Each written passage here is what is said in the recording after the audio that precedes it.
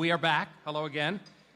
Thank you, by the way, to all of you who kindly contributed to the Hall's Museum Fund. Also, just a reminder that our silent auction is now closed. You can check on your bids at the auction table at the end of our ceremonies. You probably have already recognized the voice on our first video profile. It is that of Pawtucket native, former Tolman hockey star, and my good buddy Dave Gosher. This past June, Dave completed a hat trick of championship calls as the TV voice of the Stanley Cup champion Vegas Golden Knights. He was previously the radio voice of the 1999 Calder Cup champion Providence Bruins and the 2011 Stanley Cup champion Boston Bruins. That is a most valuable hockey announcer. This is also a good time in our program to recognize a number of Hall of Fame honorees who are with us here this evening. Please welcome Joe Cavanaugh,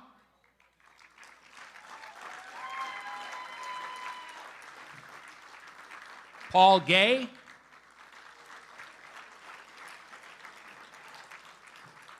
Bob Belmore,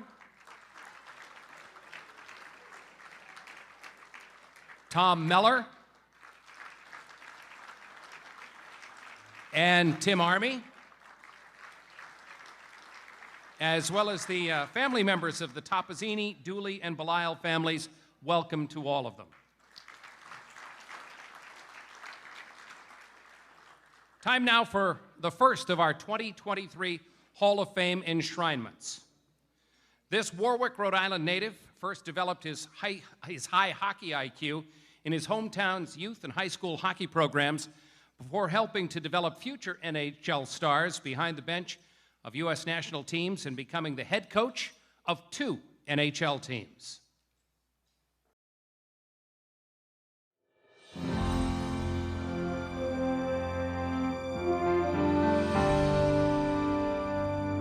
John Hines. As one might expect, John Hines grew up with a love and intense passion for the game. His path to becoming an NHL head coach was much like any other young Rhode Island hockey player. Born in 1975 in Warwick, Rhode Island, his skills steadily progressed through the mites, squirts, pee-wee, bantam, and midget levels of play in the city's fine youth program. Those skills would blossom at Tollgate High School, where he earned all-state honors and served as team captain. At Boston University, John was a 3-year letterman, while the Terriers participated in 4 straight NCAA Frozen Four tournaments. The highlight of his collegiate hockey career came in 1995 in front of his hometown crowd at the Providence Civic Center, where BU captured the NCAA National Championship. After graduation, John began his coaching career as a graduate assistant at his alma mater, under Jack Parker. He moved on as an assistant coach at UMass Lowell and later served in the same capacity at the University of Wisconsin. Starting in 2003, John served 6 years as head coach with USA Hockey's National Development Team program, helping in the development of future NHL superstars Patrick Kane, Phil Kessel, Ryan Kessler, and Zach Parisi, among others. John would go on to lead the U.S. national team to 3 medals at the IIHF World Under-18 Championships, winning silver in 2004, gold in 2006, and bronze in 2008. He served as an assistant coach for Team USA at the 2016 World Cup of Hockey, later making his debut as head coach of the U.S. men's national team. Over his time with USA Hockey, he led his squads to 188 wins. In 2010, John made his debut at the pro level, where he was named the head coach of the Wilkes-Barre-Scranton Penguins, the AHL affiliate of the Pittsburgh Penguins. His Pens posted the best record in the AHL with a 58-win campaign, and John won the Louis A.R. Peary Memorial Award as the league's Coach of the Year. Over his AHL tenure, John's teams enjoyed 5 consecutive 40-plus win seasons, qualifying for the playoffs each year while leading the league in goals against 4 times. In 2015, at age 40, John became the youngest head coach in the NHL while taking over the reins of the rebuilding New Jersey Devils. 5 years later, as the 5th longest tenured coach in the NHL since being hired in New Jersey, John moved on as head coach of the NHL's Nashville Predators.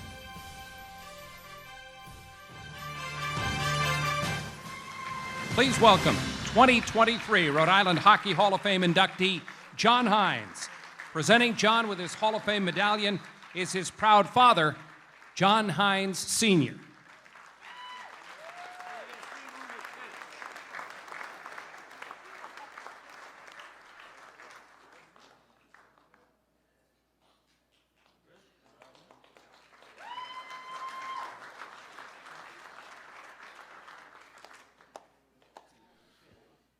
All right, thank you. Good evening to everyone. Obviously, it's a beautiful event tonight, and really nice to be able to catch up with a lot of people that you haven't seen in a long time. And for me, it's truly a tremendous honor to be inducted into the Rhode Island Hockey Hall of Fame. It's had such a, the game of hockey, started here for me. The friendships I've made, the guys that I've played with, the coaches that have mentored me along the way, and when you look around the room and the history of what this event is about is truly humbling and honoring for me. I think it would be important for me to just thank a couple different people. Obviously, when you have the opportunity to be able to play the game of hockey, and whether you get to the National Hockey League level or you just play the game, the support of your family. And I'd like to thank my mom and dad. They introduced me to the game. My brother Chris, my sister Allison. I never forget my first day where I started to skate at the West Warwick rink, and that was, my mom and dad took us over there, and it was me, my brother, and my sister. And at that point, I just fell in love with the game and skating, and their support through the years. Me and my brother playing knee hockey watching the Boston Bruins in front of the fire at night and getting in trouble by our parents because we're screwing up the rug was, things that you absolutely never forget, and you can never. That love of the game wouldn't have started without my mother and father, and obviously the support of my family. My wife Sarah and our 3 girls, as you saw in the picture, they weren't able to join us tonight. We live in Nashville, Tennessee, and I have some girls that are in high school, so they weren't able to join us tonight. But the life of a professional coach is extremely demanding on your family, and it would be impossible to do if I didn't have such a great wife in Sarah and her support, and my 3 girls. They're when you come home from the game to have a great family, and the support network and the life that we live is really, really special, and I wouldn't be able to do this without their support. I have 3 really good friends that over 30 years that I've played at Tollgate High School with that have had travel plans to come, and that's Rhode Island hockey right there. These guys come and support me in this type of event, and I thank you guys for coming out and supporting. It means a lot to me to be here. 30-year friendship, Tollgate High School. Let's go. There we go. And in closing, it would just be important for me. Obviously, my path after college was in coaching, and there were some impactful things. I can honestly tell you, people, that I loved the game. I wanted to play the game. I wasn't good enough to play, in the NHL after Boston University. But when I was growing up, I had some coaches that were major impacts on me, and I knew when I graduated Tollgate High School, I wanted to teach and coach, and that's because of the impact that the coaches, in my experiences coming up, were really important. And I'll never forget Mr. Benjamin. Honestly, I don't remember his first name. I was just started playing hockey, but I never forget his last name and who he was in my house league team at West Warwick. It was John Patrisig and Pete Galvin. When I was in Pee-wees, made a major impact on my life, just in the game, the love of the game. And then I had 2 really important people in my life in high school. One was Joe Kavanaugh, just the mentorship that he had and the relationship and his experience was really special. And to this day, he's still a mentor of mine. And then, probably I would say most importantly was Mike Gaffney. He was, sadly, obviously he passed away this year, but he was such a great mentor to all of us, and I'll never forget. I'm not going to play it for you, but when I got the New Jersey Devils head coaching job in 2015, he called me the day that I got the job, and I still have that message on my cell phone today, and I listen to it fairly regularly. And he was a guy that had a huge impact on me as a person, as a coach, and he's sorely missed, but he's a special, special human being. And in closing, I'd like to thank Vince and Max. You guys have done an unbelievable job. The Hockey Hall of Fame, this is a tremendous event. Thank you for all the hard work, and let's enjoy the night. And in closing, I'd just like to congratulate the other inductees and their families. Obviously, all your accomplishments in different ways is really special, and it's an honor for me to be inducted into the Rhode Island Hockey Hall of Fame with this class. Thank you.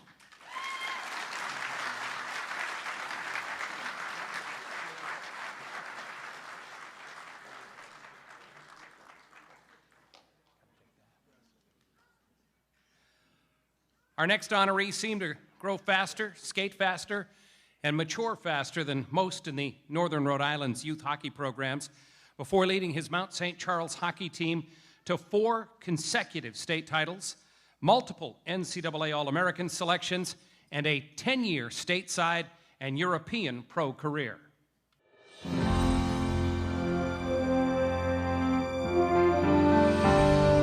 Jeff Gilson. Jeff Gilson was born in North Smithfield, Rhode Island in 1980. Like many youngsters, he apparently wanted to be a cowboy, but the budget only allowed for a pair of ice skates. And oh, how he filled them. He rapidly developed his considerable hockey talents in the region's North Stars youth program and went on to help power Mount St. Charles Academy to 4 consecutive state titles. During that time, 2 bouts with mononucleosis almost derailed the career of the 3-time All-Stater, but he persevered. In 1998, the fearless slick skating 6'3", 220-pound defenseman joined the University of Michigan. The following year, Jeff was the first pick and 14th overall selection of the San Jose Sharks in the 1999 NHL entry draft. Jeff wore the colors of Team USA in World Play 3 times. He was a member of the U.S. World Junior Team in 1999 and 2000. During the same time, he was named to the Central Collegiate Hockey Association's All-Rookie Team while helping to lead the Wolverines to the league championship. Voted the CCHA's best offensive defenseman during his sophomore year, Jeff finished second in scoring with the Wolverines, while being named to the All-League First Team and selected an NCAA All-American. His junior season would be even better. Leading all-league defensemen in scoring, Jeff helped the Wolverines reach the tournament finals, a berth in the NCAA championships, while he earned a spot on the CCHA All-Conference First Team.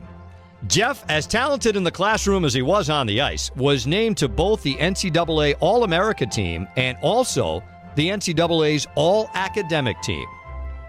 Jeff made his pro hockey debut in 2001, splitting the season with San Jose and the team's AHL affiliate in Cleveland. The Boston Bruins acquired Jeff's services in the latter stages of the 2002-2003 campaign, when he then joined the Providence Bruins. The following campaign saw the former Wolverine as a mainstay on the Boston Blue Line until being acquired by the Buffalo Sabres. At season's end, Jeff joined Team USA, helping it capture a bronze medal at the 2004 IIHF World Championships in Toronto. In 2006, Jeff signed with Eisbären Berlin in Germany before returning to the States and another turn in the AHL. He would move back overseas the following season and ended his 11-year pro career after 3 seasons, starring in the Finnish and Czech Republic hockey leagues.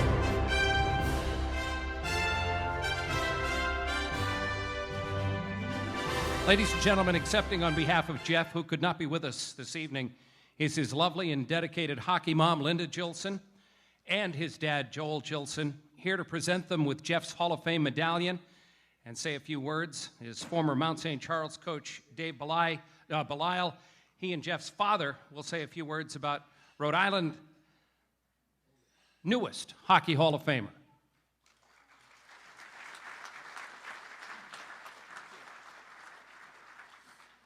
Thank you, everyone. I don't know about you, but I feel I'm at home. I feel like I'm in my village. Vin, you did it. You brought the best. You brought Rhode Island. To me, this is my second home.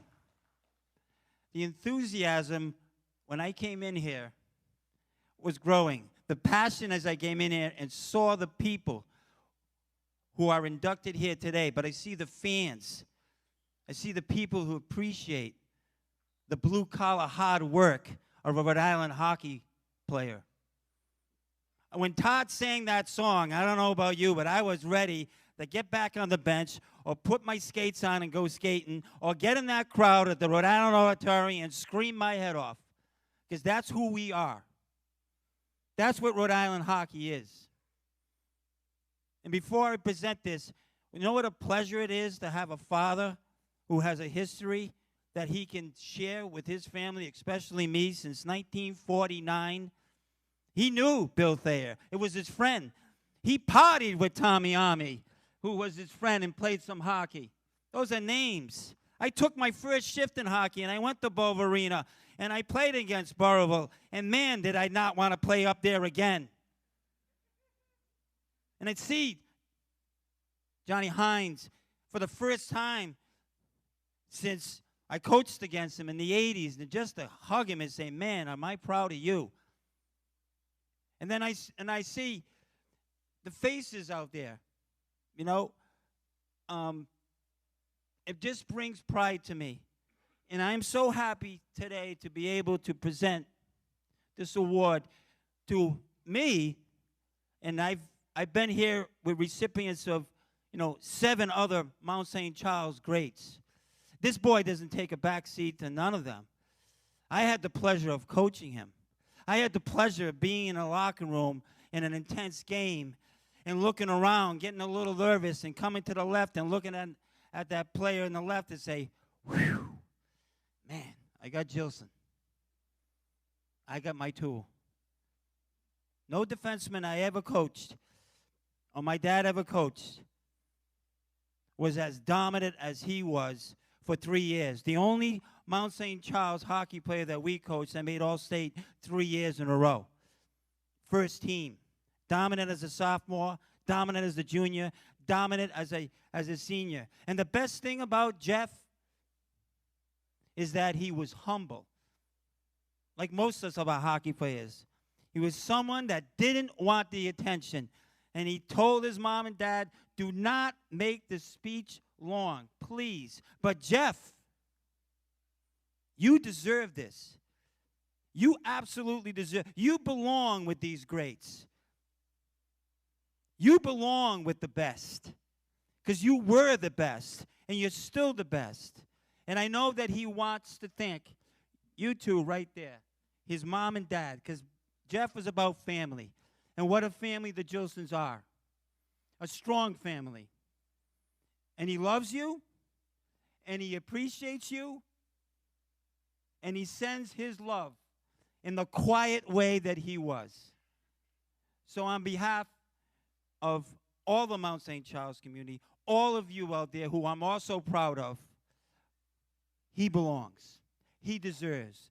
Congratulations to Jeff Gilson.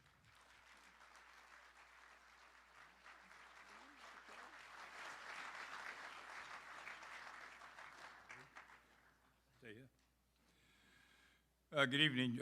Very briefly, like Dave, Jeff's asked Linda and I to extend his deepest apologies for his inability to be here this evening.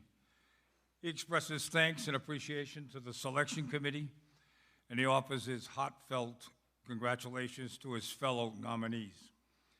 As a Rhode Island native and proud graduate of Mount St. Charles Academy and the University of Michigan, he is pleased, honored, and humbled by this prestigious recognition.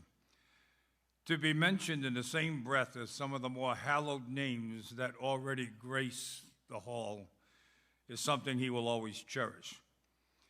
I would be remiss if I didn't acknowledge the hard work of Chairman Cimini, the Board of Directors, the numerous volunteer staff, and certainly the benefactors and donators of the respective communities for their tireless promotion of this game of ice hockey.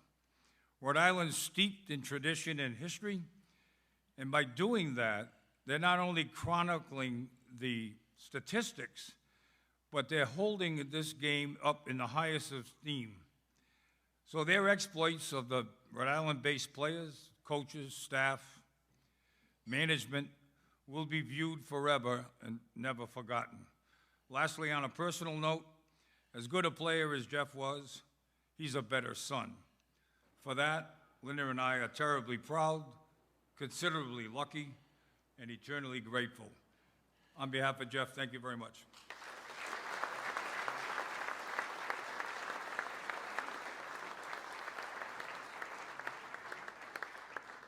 By the way, Linda, we want to thank you for having been what every young hockey player needs, the support of a dedicated, sacrificing hockey mom, so we have something for you as well. Oh, nice. Thank you, Dale.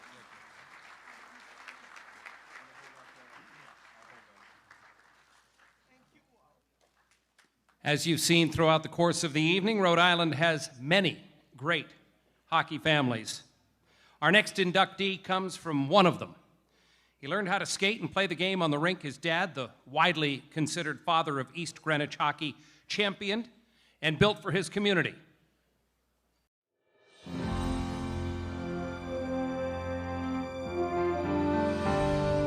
Stephen King.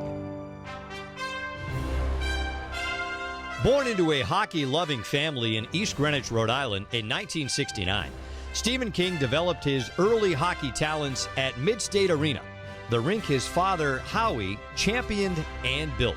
His experience as a youth took him as far away as Moscow to compete, and he was an important member of the Edgewood Hawks team that won the U.S. National Midget Championship, along with other future NHLers David Emma, Keith Carney, and Robbie Gaudreau. Steve later earned 2 All-State berths at Bishop Hendricken, where his number is now retired, before enrolling at Brown University.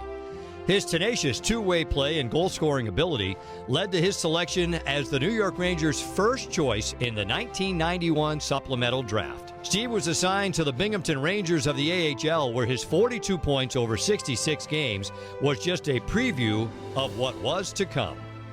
The following season, he racked up 40 goals and 41 helpers to earn himself a late-season call-up to Manhattan. Steve played 24 games with the Rangers in his rookie season. He scored his first NHL goal in his first game at Madison Square Garden and tallied goals in each of his first 4 NHL games, tying a Rangers record. The league took notice, and Steve was claimed by the Mighty Ducks of Anaheim in the 1993 expansion draft. He played a regular shift during the Ducks' inaugural season before being sidelined with a serious shoulder injury that required surgery and forced him to miss the following season. He returned to play 7 games in 1995, but was eventually sent to the American Hockey League, where he amassed 40 goals for the Baltimore Bandits.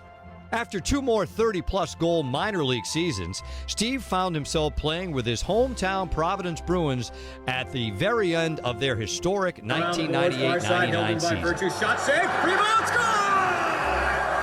Stephen King on the loose puck at the top of the crease. And fortunate they were to have him. He flourished in the playoffs, scoring 7 times, 2 of them late game-winning tallies, and spurring the P. Bruins to their first and only Calder Cup championship.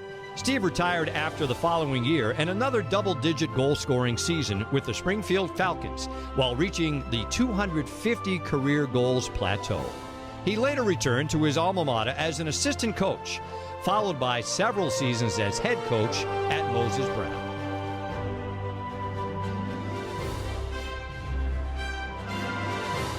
Ladies and gentlemen, please welcome 2023 Rhode Island Hockey Hall of Fame inductee, Stephen King.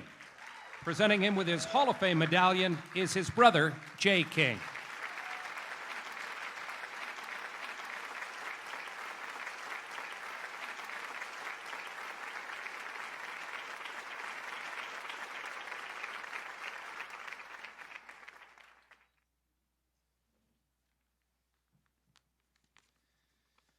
Wow, what a night.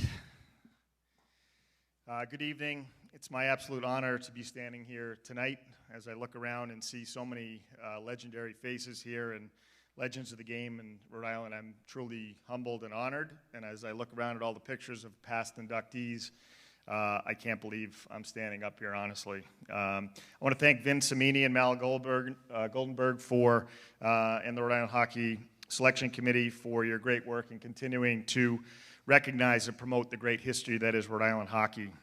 I want to thank everyone who put countless hours into running an event like this, the videos, coordinating all the details, and making sure tonight's event is such a first-class event. And Mal, thank you for coordinating all the details with my wife, Christine.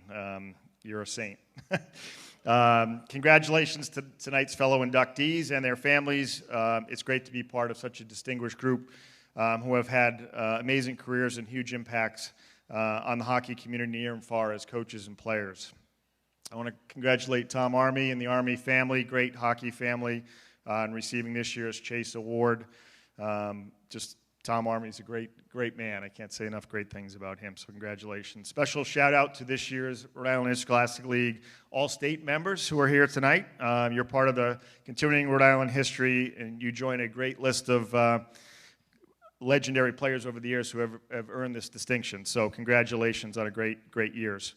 Hockey is the ultimate team sport, so I'm incredibly proud to be here, standing up here tonight representing my team, particularly my family, and to recognize so many people in my life who have helped me along my hockey and life journey to this point.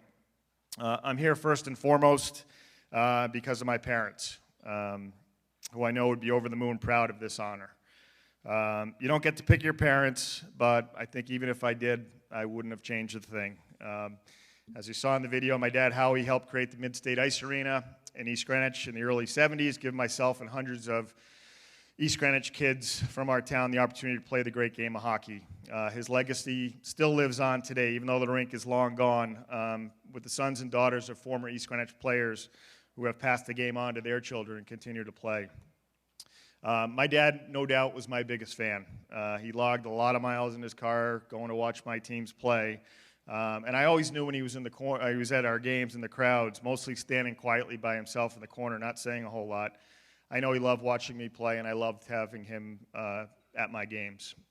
My mom, Joan, who passed away this past October at 90, raised 5 kids, and she was the disciplinarian of the house. She was the one who always preached academics first, and I learned this later, but she was a bit of a yeller at the games, I guess, a pretty vocal fan of mine, and a true hockey mom. I realized that 85 when she watched my kids play that she was a yeller, and she would often yell, "Skate and go get it," and to nobody in particular, but she was intense, and I think I got some intensity from her. I know she and my dad would have loved being here tonight, as would my in-laws Kathy and Don Wilkinson and Bob Plain, all of who had a big influence on my life, who are not here with us today. I was fortunate to grow up with 4 older siblings who are here tonight: Jay, Lisa, Diane, and Lori. You're all a big part of my upbringing, and I can't thank you all enough for all you have done to support me and my family. From the time I was a little kid on skates at 2 years old through high school, college, and my pro career, I could always count on my parents or some combination of siblings being at the games. And I hope all of you know how much your support has meant to me and continues to be integral in my life and my family's life. So thank you very, very much. And I wouldn't be the person I am today without you as role models and breaking down mom and dad. There wasn't much parenting going on with me being the 5th, so I appreciate you paving the way and being babysitters and Uber drivers for me long before they were Uber drivers. So no doubt I'm proud to be one of the King kids. I also want to say, I think I'm here because of the era and the neighborhood in which I grew up in.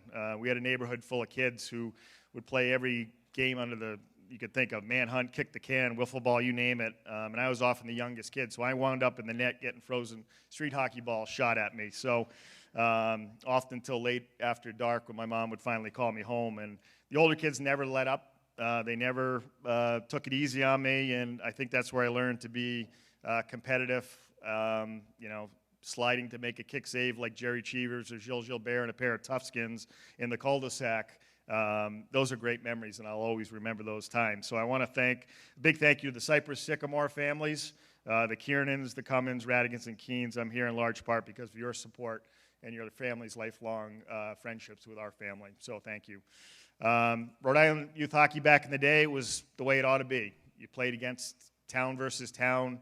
And it was awesome. My youth playing for East Greenwich hockey, I just wanted to be a high school hockey player. I watched the older high school kids play at Mid-State Arena in a packed house, and I just wanted to be like them. And watching the state championship games, the great Bill Blyle coach teams, watching Brian Lawton, Jay Octo, and the great Hendricken teams. And I just wanted to be a high school hockey player. And at 13 years old, the Mid-State Ice Arena closed down, and I went from East Greenwich Youth Hockey to perennial Youth Hockey Power Edgewood.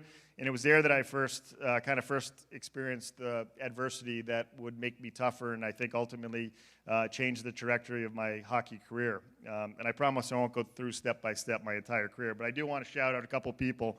It was 13 years old. I got cut from the Edgewood Pee Wee A team for the first time. I was devastated. I had never been cut before. I was always the best player in East Greenwich, and now I had made it to Edgewood.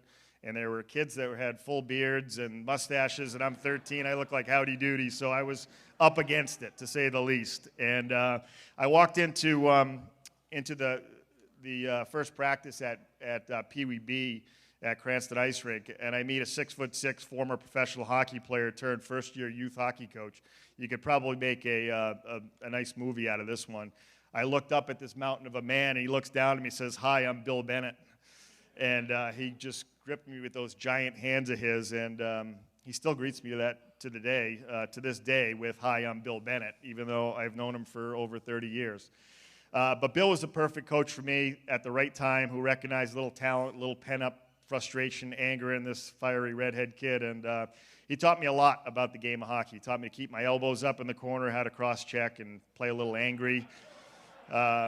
Things a first-year former pro hockey player would teach. And at 13, those were lessons I never forgot. And it really molded me into the type of player I would ultimately come. So I had Bill for a few more seasons as I alternated between A and B in Edgewood. And the Bennett family are a legendary hockey family. But I have Bill to thank in particular for teaching me to have a little bit of a mean streak, and really for believing me at 13 years old. And that instilled some confidence in me and went a long way. So I want to thank Bill Bennett. I had a lot of other coaches. My dad, my brother Jay, coached me as youths. I had Nick Lamoriello, Dennis Cezanna, who coached our national championship team, Don Armstrong and Rick Bozer at Hendricken, and Joe Augustine, who couldn't be here tonight. But Joe was my freshman coach at Brown, and has gone on to get over 1,000 wins at University of Rhode Island. And I was a bit nervous going into my pro camp, and Joe called me and just said, "First off, don't say you went to Brown. Don't say you went to the Ivy Leagues. And don't take crap from anybody. You belong." And that was a simple message. Joe's doesn't say a whole lot, but that meant the world to me going into that first camp. So I want to thank Bishop Hendricken, Coach Don Armstrong, the teachers and staff at the school. They laid a foundation educationally and with a faith to get me through those high school years and prepared me for life beyond. I guess I also want to say, thanks to Brown University. I had a chance to go to Brown in over a 30-year period. Brown's had a big influence on my life.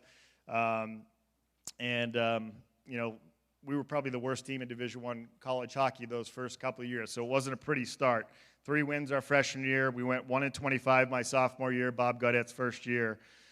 We won our first game in overtime and went on to lose 25 in a row. So, we showed up to the last game of the year at Army a half hour late, so that was a fitting end to a very, very long season. So pro hockey really didn't look like it was going to happen for me, but thankfully Coach Gaudette and the assistant coaches brought in some great players, Derek Chevette, others, and we were able to turn things around a bit at Brown and win an Ivy League championship. And I want to thank Brad Creek and Eric Bomber, my college roommates and 2 of my best friends, credible leaders who helped change the culture in that era at Brown and really made it a fun 4 years of playing at Brown. So lastly, being an NHL player was a dream come true. Had a chance to play with and against some legendary players that I always dreamed of competing against. And, you saw some highlights on there. I had some great coaches in pro hockey, including Ron Wilson and Tim Army in Anaheim, after being drafted by Jack Ferrara and Tony Tavares. So you talk about the Rhode Island hockey connection, it's real, and it's out there. So the experience was unreal playing professional hockey, but life isn't always as glamorous as it may seem from the outside. Lots of long bus rides, soggy subs on the way to AHL games, playing 3 and 3 nights. So tonight is affirmation that all that sacrifice and the hard work put in is recognized in this honor. So I want to thank you for that. I guess my career highlight as I look back was probably the 99 season playing for the Providence Bruins. Peter Laviolette called later in the year, and I'd been playing in a men's league, so shout out to my men's league team for the Warwick League for getting me in shape that season. But Peter called and said, we have a wagon of a team. We think we can make a run for a Calder Cup, but we want some veteran guys that can come in and provide leadership and maybe some depth scoring. I figured I'd go along for the ride and have a little fun. And little did I know I'd get thrust into action and actually had the ride of a lifetime, and I'll never forget it. For a kid hearing countless stories of the Rhode Island Reds and the auditorium for my dad and the history of Rhode Island hockey and what the Rhode Island Reds meant, the Topazzini's names, and all these names that I had heard growing up, to put on that Providence Bruins jersey in a Calder Cup championship and to be able to contribute in some small way was kind of the culmination of an unexpected 10-year pro hockey career, and it ended with the downtown parade. It ended with bringing the Calder Cup down to the penalty box bar down by the old auditorium. A lot of history that I had heard about, and we brought that cup there. And then 2 weeks later, we baptized my son, who was just born, in the Calder Cup. So it was a great experience. So the older I get, the more I appreciate what the game of hockey has meant to me and my family. It's provided me with a great education, resilience, strong work ethic, but most importantly, it's been the relationships. It's also taught me that you can't really make it too far in life or in hockey without great teammates who support you and have your back all the time. So we've been, as our family, we've been able to count on a lot of great teammates over the years, and I want to thank the Plain family, the Fitzy Friday gang, the Kiernan family, Buddy Marley Freenfrone.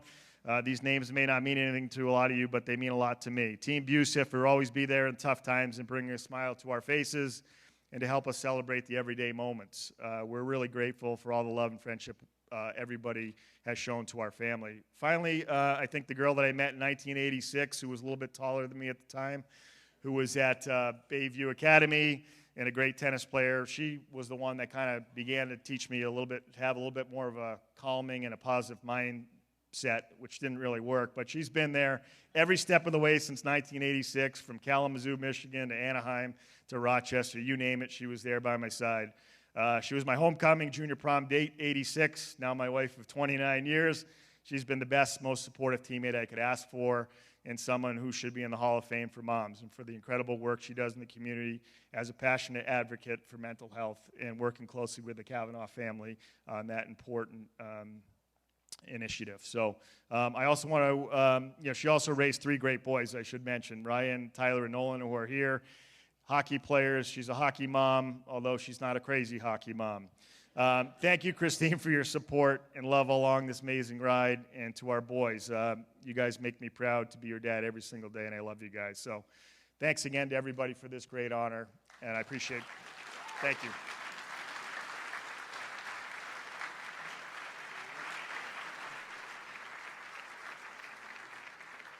She's a hockey mom, but not a crazy hockey mom.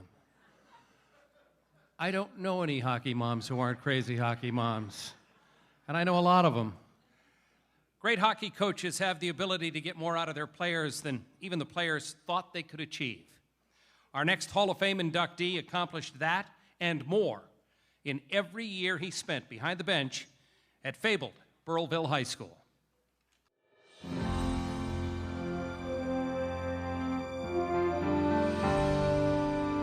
William E. Babe Musso. Babe Musso was born in Harrisville, Rhode Island in 1919. He attended Burrillville High School, where he starred in football and hockey for Tom Eccleston, the legendary Bronco coach.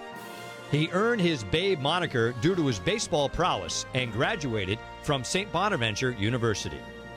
Babe enlisted in the Army and saw action in Italy and Africa during World War II. He returned home in 1951, married, and then became a beloved teacher and principal of 4 schools in Burrillville, also serving as hockey assistant to Coach Eccleston. When Tom moved on to coach Providence College in 1957, he turned the Bronco reins over to Babe. Babe coached Burrillville High for 18 seasons through 1974 and became a legendary coach in his own right. His Broncos never missed the playoffs. They won 7 state championships, including his first year, and were one of the main contenders for the state crown in virtually every other year, appearing in 11 state finals over his tenure. His teams won the Rhode Island state title in the decades of the 50s, 60s, and 70s. His 1959 Burrillville team defeated Arlington to become the first Rhode Island squad to win the New England Interscholastic Hockey title. They repeated in 1960 and won again in 63, 73, and 74, tying for the most titles ever. Overall, his teams would reach 9 New England finals.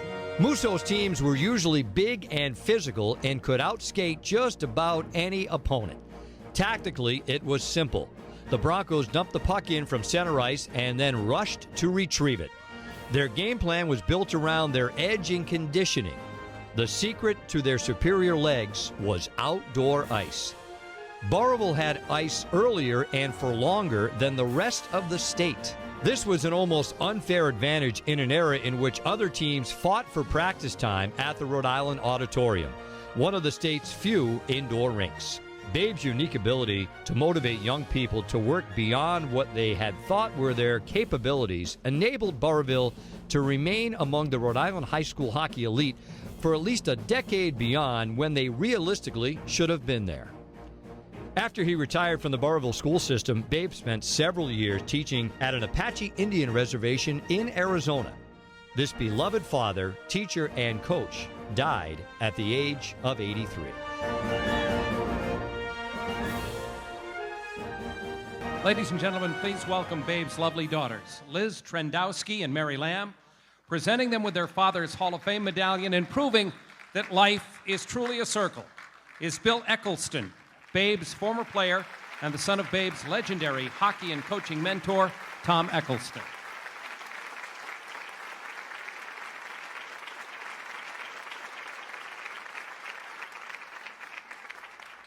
You remembered. You didn't forget. You remembered. Rhode Island Hockey Hall of Fame remembered Babe Musso, even though he's been gone for almost 20 years, and even though his last game of coaching was almost 50 years ago. You remembered. Vin, Mal, Hockey Hall of Fame Committee, 2023 awesome recipients, and especially my family, my friends, and all of you guys and gals that came from Burrillville to have this honor with Babe. So I wrote this poem in honor of tonight's event. It's titled Hockey, Babe Style. Checking in the offensive zone, 2-minute penalty in the box all alone. Blue and white made Broncos so proud, listening to the fans and cheerleaders so loud. Shoveling snow from the pond to skate, Babe's team exhausted from practicing so late. Pride of the Broncos and fear of the coach, the players kept skating until they were toast. Assistant coach Ducky stood by all time, watching offense and defense skate and stop on a dime. To play for Babe instilled a work ethic like none, paying off in years when the Broncos won. And one state in New England, titles year after year. These Burrillville Broncos had no peers. Pride and joy was brought to the school when Babe Musso coached. He was nobody's fool. Anticipation to a game was so very high, electricity igniting in the air in the rink, oh my. But losing was something the players would dread, for Babe was quite unforgiving, they said. No coddling or hugs when opponents won. On the bus back home was anything but fun. Tom Eccleston, the hero for Babe, we all know. He was Babe's mentor, and boy, did it show. Burrillville Broncos hockey made the town proud. The cutie pie cheerleaders still shouted out loud. The honor tonight is a wildest dream. If Babe were here now, I promise you he'd credit his teams. The Rhode Island Hockey Hall of Fame has flattered my father, family, players, and friends. I promise you all it will till the end. This poem is ending No More Subject to Broach, celebrating Babe Musso, my father, Burrillville Broncos hockey coach. Thank you.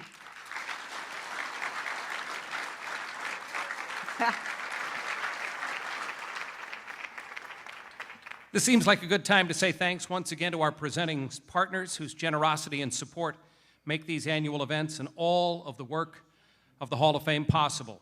Special gratitude to the Chase and Moran families and to Providence College, Rhode Island Hockey, the Rhode Island Reds Heritage Society, and the NHL and NHL Players Association for their generous financial support. Thanks to our many program advertisers and to all of you for your attendance and kind contributions this evening. Thank you. The Rhode Island Hockey Hall of Fame could not accomplish its mission and initiatives without your generosity and support. The name of our final inductee of the evening has been spoken by Rhode Island and regional hockey players, coaches, and parents for over 50 years, with many, if not most, not even knowing who he was or what he accomplished during his pioneering playing and youth coaching career.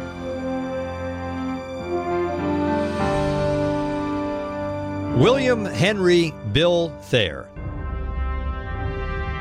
Bill Thayer was born in the Norwood section of Warwick, Rhode Island in 1921.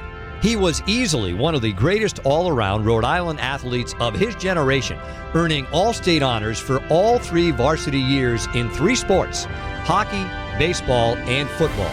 To this day, one of the very few times that has ever been accomplished in Rhode Island. His athleticism was most evident as a standout defenseman on the Aldridge High School hockey team. Bill began a pro career in 1943 at age 22 when he became the first native Rhode Islander to be signed by the Providence Reds, suiting up for 7 games.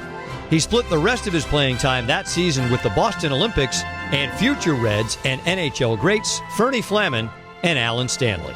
Bill reestablished his amateur status while starring on a number of local teams. In 1948, Thayer earned a prestigious spot on the U.S. national team, which would go on to win the bronze medal at the 1949 IIHF World Championships in Stockholm, Sweden. As a warm-up to the World Championships, Bill manned the blue line for a grueling tour of 48 games in the States and throughout Europe. Nicknamed Playmaker, he lived up to his moniker, racking up 19 points on 5 goals and 14 assists. He would go on to play a pivotal role on the offensive rush in the USA's 8 games in the Worlds. Upon his return to the States, Thayer joined Lou Perry's Rhode Island Scarlets, helping them to the Atlantic Hockey League crown and then the American Hockey Association's national title in Detroit, where he was named to the All-Tournament team. Following his hockey career, Bill turned to coaching, donating his experience and time to youth programs, primarily in the Warwick and Cranston youth hockey programs. A member of the Rhode Island Gridiron Club, he officiated local football for 15 years, during which time he served as president of the Rhode Island Football Officials Association. An iron worker by trade, at the very young age of 43, Bill passed away in a tragic accident during the construction of the New Bedford Hurricane Barrier in 1964. In honor of his accomplishments both on and off the ice as a dedicated coach and sports leader, the city of Warwick dedicated its new municipal hockey rink, the William H. Thayer Memorial Arena, in 1970. Since 1965, the William H. Thayer Award, named in honor of the Playmaker, has been presented to the outstanding Rhode Island high school hockey player, boy or girl, scoring the most assists in that season.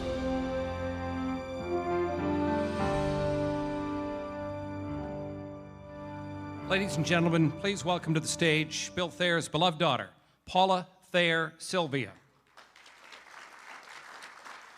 Presenting her with her father's Hall of Fame medallion and speaking on behalf of the Thayer family is the recipient of the very first Bill Thayer Playmaker Award in 1965. A round of applause, please, for USA, Harvard, and Charter Rhode Island Hockey Hall of Fame honoree, Joe Cavanaugh. I met Paula and her mom at an all-state banquet a number of years ago, and they sat with my wife Carol and I for dinner. And I was intrigued by their enthusiasm and their interest and their awareness of the players and what was going on. And Ruth in particular she was very proud that one time this award, the Thayer Award, is given to the player who has the most assists. And she was very proud that one year a girl won, and she thought that was terrific. And she also pushed the Providence Journal, Paula told me, year after year, why do you give the Journal Bulletin honor roll boy and you don't have a Journal Bulletin honor roll girl? And she wrote letters and pushed, and she was behind with other people that effort. Now, of course, we know they do both. The rink in Warwick, all of us, we played there, our kids played there. Many people in this room always heard about this. But in a way, we kind of don't know the people behind it. And Bill Thayer, as I learned about it, was an amazing athlete. 3 times All-State in 3 sports.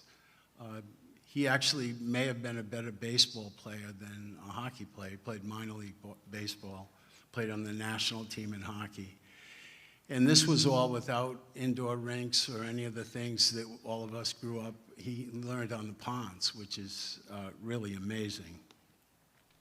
I was a young kid, and I was in Cranston hockey, and I am sure that I met Bill Thayer, but back in those days, the guys who coached hockey and formed the leagues and showed us how to play, they really were very humble guys, and I'm sure I met them, but when I thought about what I'd say to you tonight about him, I really couldn't tell you that I knew him or had him as my coach.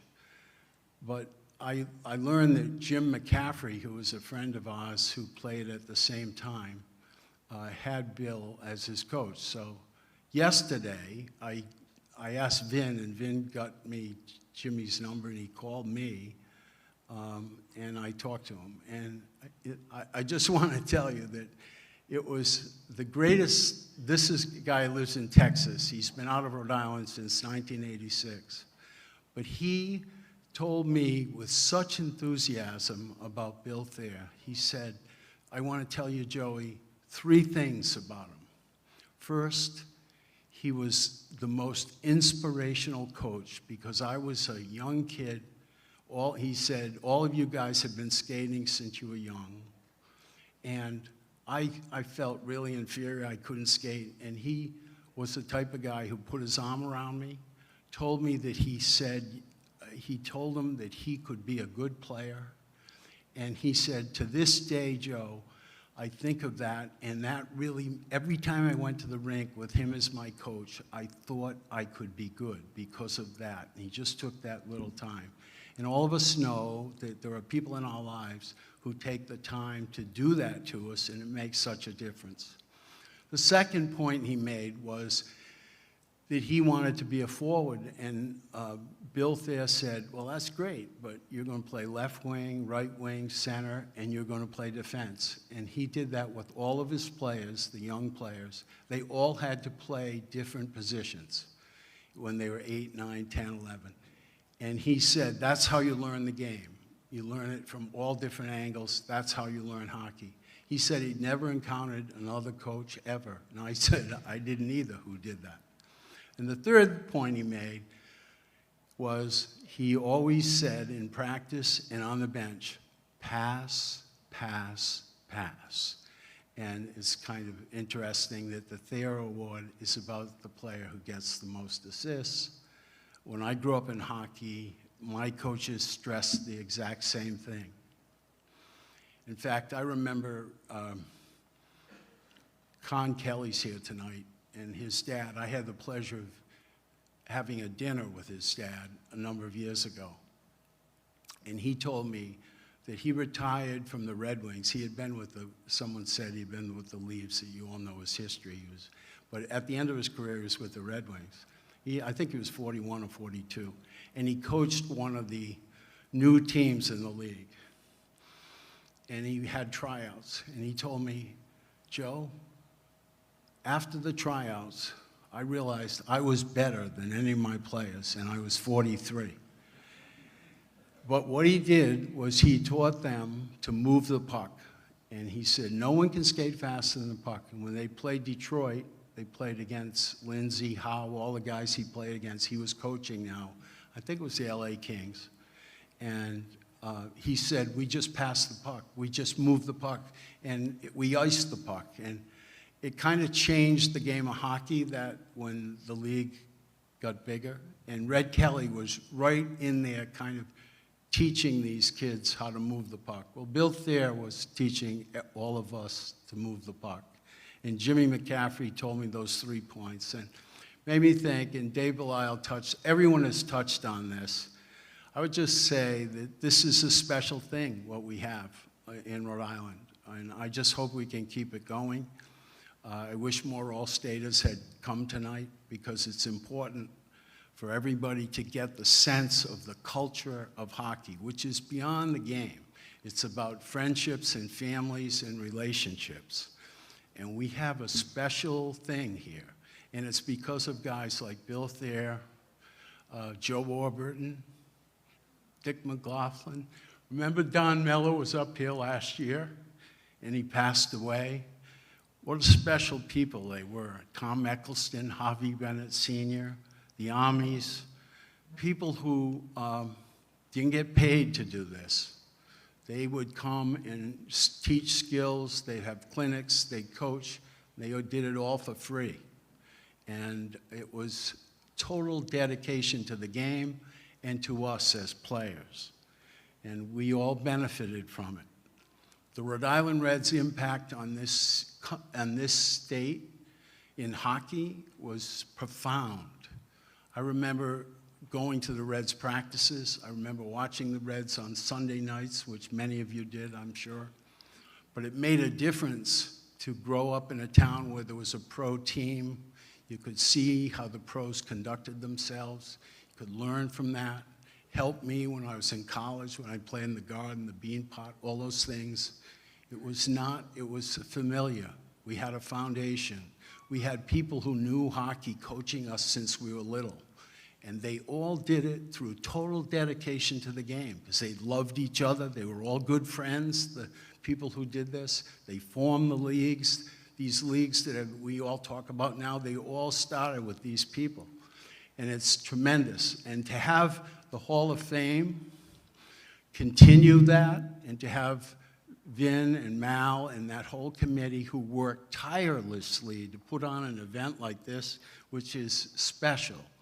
And I just think all of us, I know, and I could tell from the other speakers, everybody knows how special this is. So Bill Thayer was one of the pioneers, but there were many of them. And we're so lucky, and I just hope we can keep it going like this because it changes people's lives. And to listen to these young guys come up, all of them who I knew and followed and watched, and to listen to them and see how genuine and sincere they are, and they're family people and they love the people around them. That's why we're doing it. And that's why these men did it. That's why Bill Thayer did it. That's why when I talked to Ruth and Paula, I knew they loved the dad. She was young when he died. Unbelievable energy, interest, because these are special people. And I think we all know that, and it's an honor for me. I won the first two. My brother Dave won the next one. So we wanted to retire the trophy, but they kept giving it. But anyway, thank you. I went on too long, but Paula has some remarks now, but thank you all.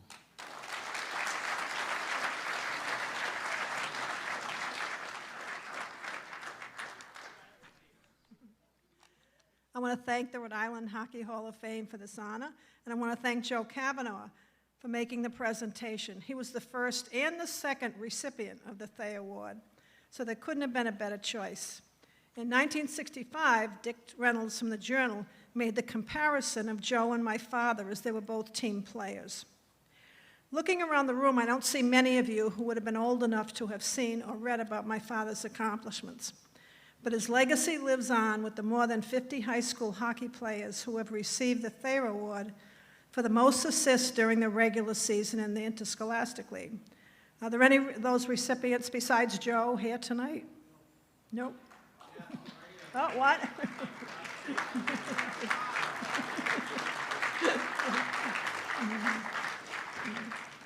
I've heard and read such superlatives as the greatest hockey player of his era, nicknamed the Playmaker, high school immortal, extraordinary abilities, one of the finest all-around athletes of his generation. He was ahead of his time. All that and more. I don't know which sport was his favorite, but he was an all-state selection in football, baseball, and hockey for all 3 years in his high school career. My father was instrumental in coaching youth hockey programs in Cranston and Warwick, long before Title IX and too soon for the Thayer girls to have played organized hockey. He shared his love for the sport with so many people. I've learned that my father taught kids to skate and play hockey on the frozen ponds in Warwick, often providing equipment for those who couldn't afford it. In preparation for this evening's event, I've also learned he was the first native Rhode Islander to play with the Rhode Island Reds, and according to him, the only English-speaking player among his Canadian teammates. I wish my mother and father were here to enjoy this memorable event. My mother did live long enough to fulfill her wish to see the first female hockey player, Jane Baruch of Bayview, score the most assists and win the Thayer Award. Tonight's honor was well worth waiting for. The Thayer Award, the naming of the Memorial Hockey Rink, and his induction into the Rhode Island Hall of Fame show how much his contributions to hockey as well as off the ice meant to many. What a great hat trick.